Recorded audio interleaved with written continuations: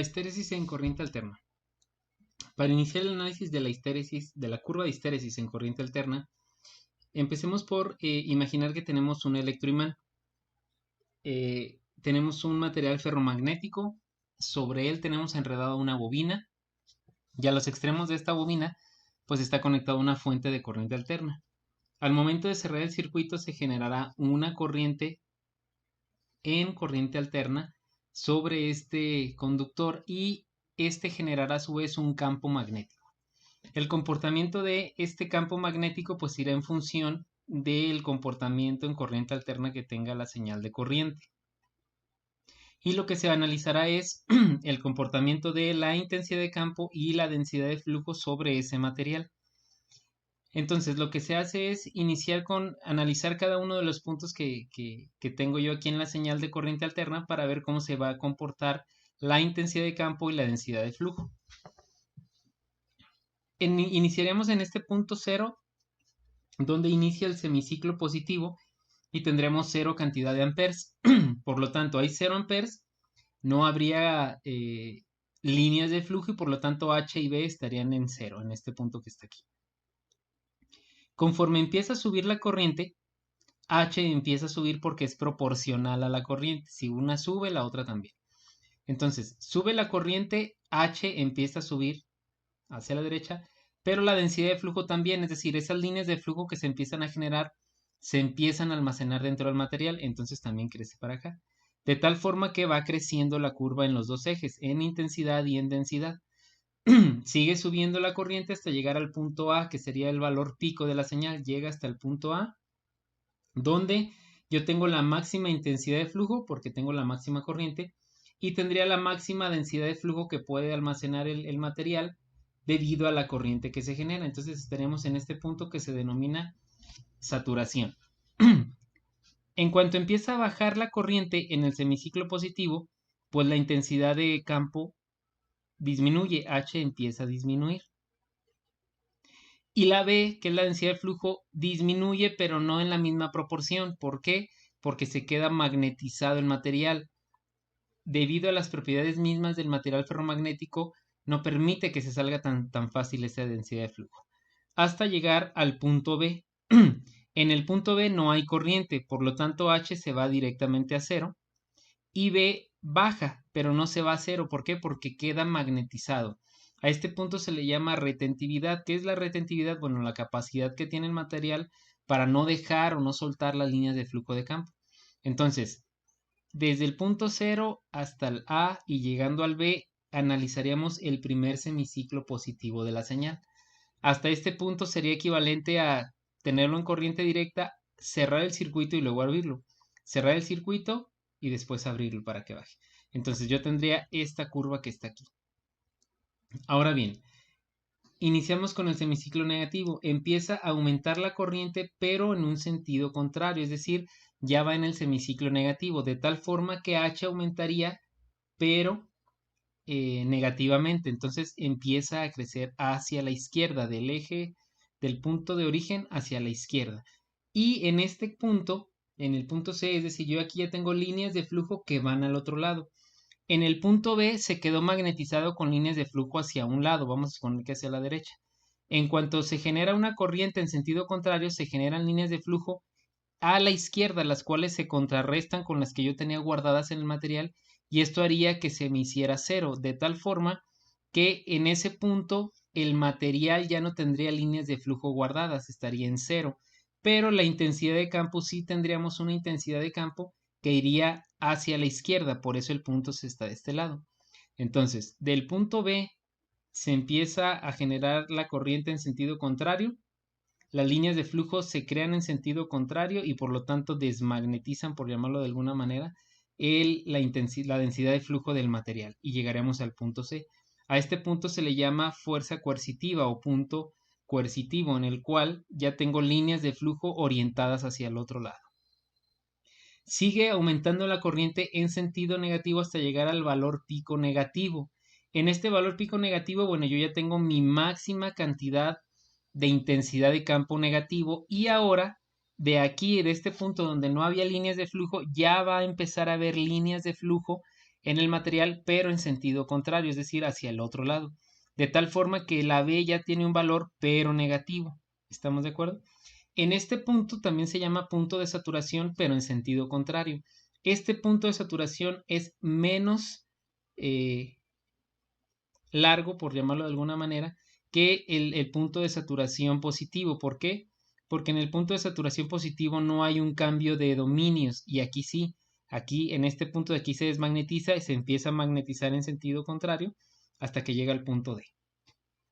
Después de ahí la corriente empieza a disminuir en el semiciclo negativo, por lo tanto H empieza a hacerse hacia el punto de origen, a disminuir, y la B también empieza a disminuir. ¿Por qué? Porque ya no tengo la misma cantidad de flujo.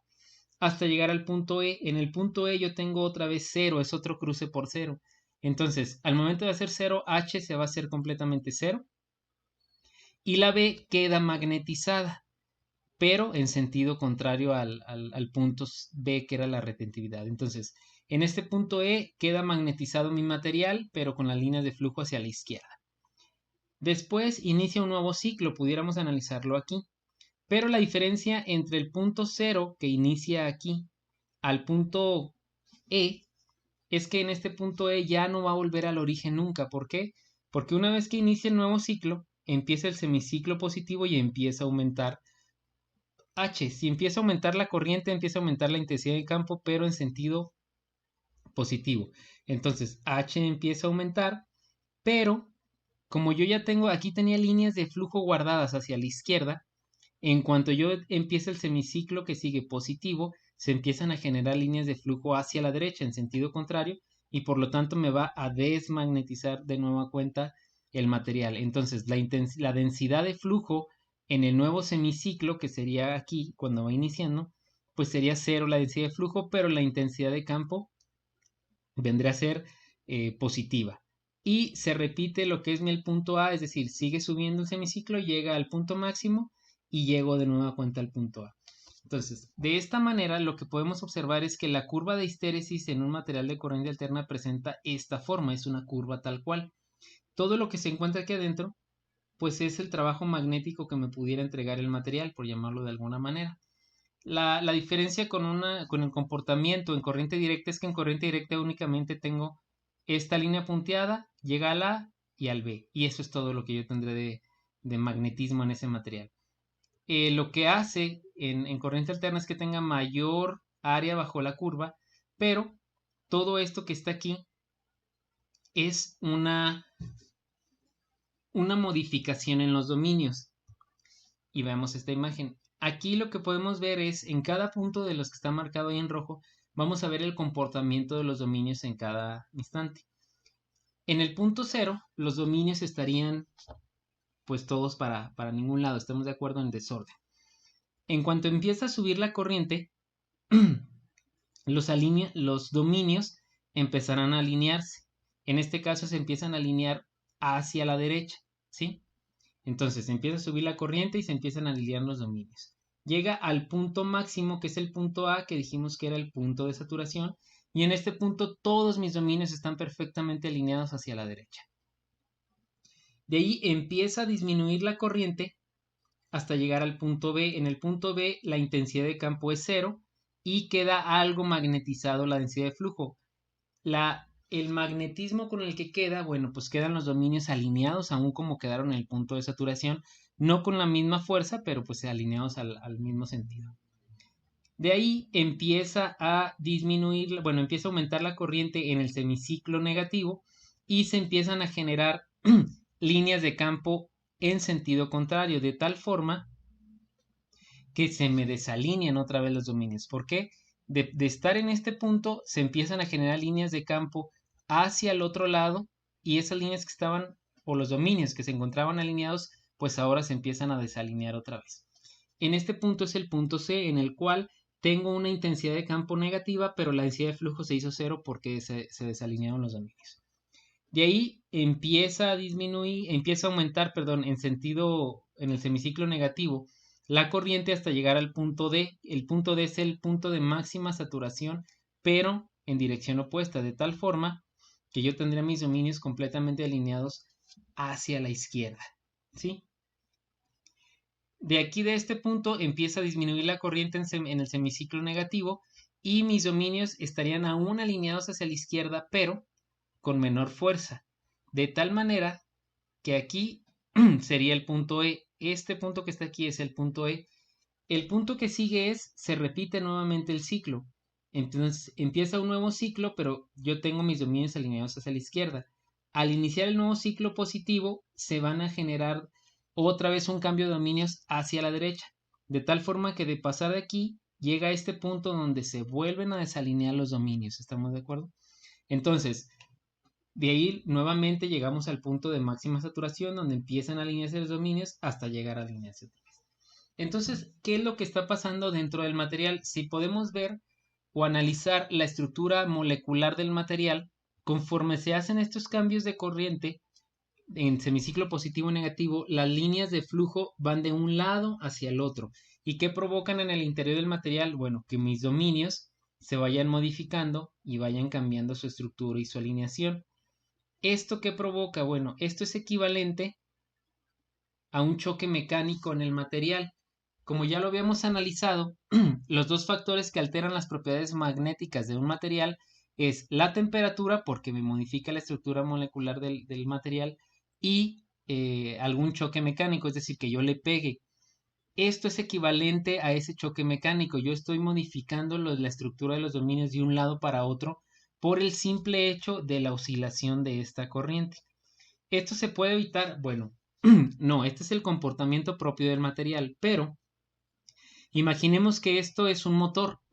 Si yo tengo un motor en el cual es de corriente alterna, se está generando un campo magnético y este campo magnético está almacenándose en todo lo que es el material ferromagnético, en lo que es el estator, la estructura del motor.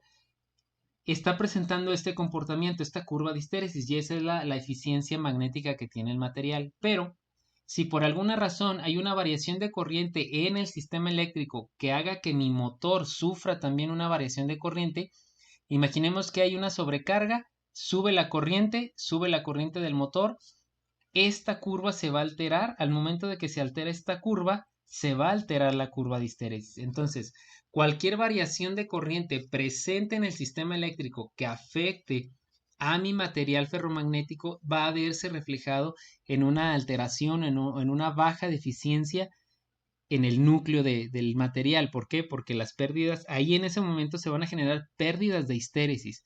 Pero es muy importante entender que el hecho mismo de que exista histéresis en un material no significa que haya pérdidas. Se empiezan a generar pérdidas cuando yo tengo determinadas alteraciones en la corriente.